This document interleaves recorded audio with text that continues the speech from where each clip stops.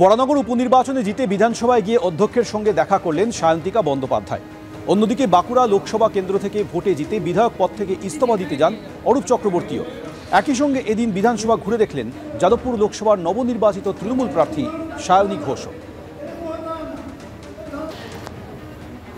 সদ্য বরানগর বিধানসভা উপনির্বাচনে জয়ী হয়েছেন সায়ন্তিকা বন্দ্যোপাধ্যায়। তিনি আজ স্পিকার বিমান বন্দ্যোপাধ্যায়ের সঙ্গে সাক্ষাৎ করেন। একই সঙ্গে বাঁকুড়া লোকসভা কেন্দ্র থেকে ভোটে জিতে বিধায়ক পদ থেকে ইস্তফা দিতে যান অরূপ চক্রবর্তী।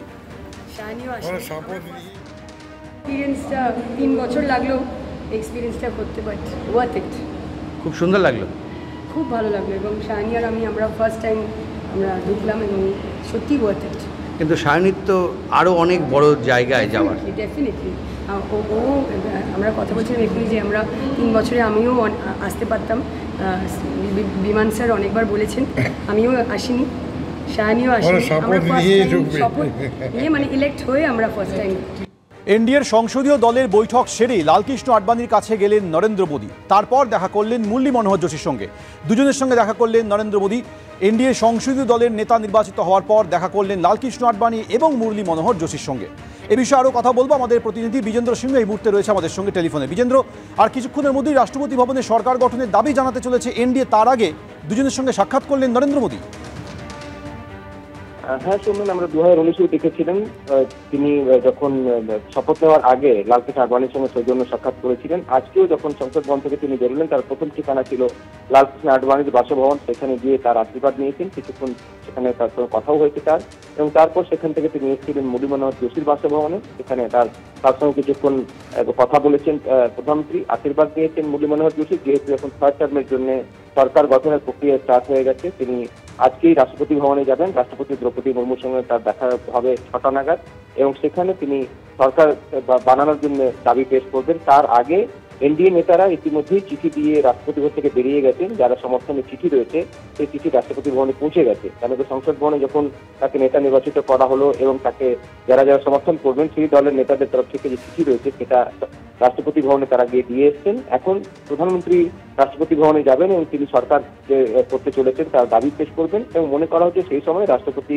যেহেতু ইতিমধ্যে চিঠি পেয়ে গেছেন, সমর্থনের মেজরিটি নম্বর তার কাছে রয়েছে, তখন শপথ গ্রহণের জন্য তাকে সূচনা দেবেন বা আমন্ত্রণ করবেন, যেটা জানা যাচ্ছে। রোববার সেই শপথ গ্রহণ অনুষ্ঠান রয়েছে।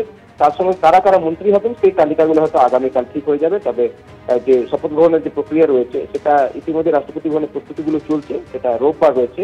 তার আগে আজকে যেটা আমরা জানতে পেরেছি, কিছুক্ষণ আগে যে এনডিএ নেতারা ছিলেন তারা রাষ্ট্রপতি ভবনে গেছিলেন এবং তারা যে সমর্থনের চিঠি রয়েছে নরেন্দ্র মোদীর জন্য সেটা দিয়ে এসছেন। প্রধানমন্ত্রী নরেন্দ্র মোদী যাবেন 6টা নাগাদ রাষ্ট্রপতি ভবন, এবং সেখানে তিনি তার দাবি পেশ করবেন সরকার বানানোর জন্য।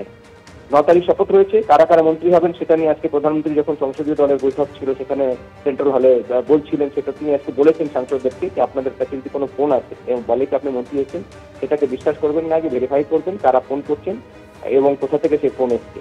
কেন কি অনেকবারই এই ধরনের ফেক নিউজ হয়েছে, তার জন্য তিনি ব্লেম করছেন ইন্ডি জোটকে বা ইন্ডিয়া জোটের নেতাদেরকে। তিনি বলছেন যে এরা এই ধরনের ফেক নিউজকে ব্যবহার করে।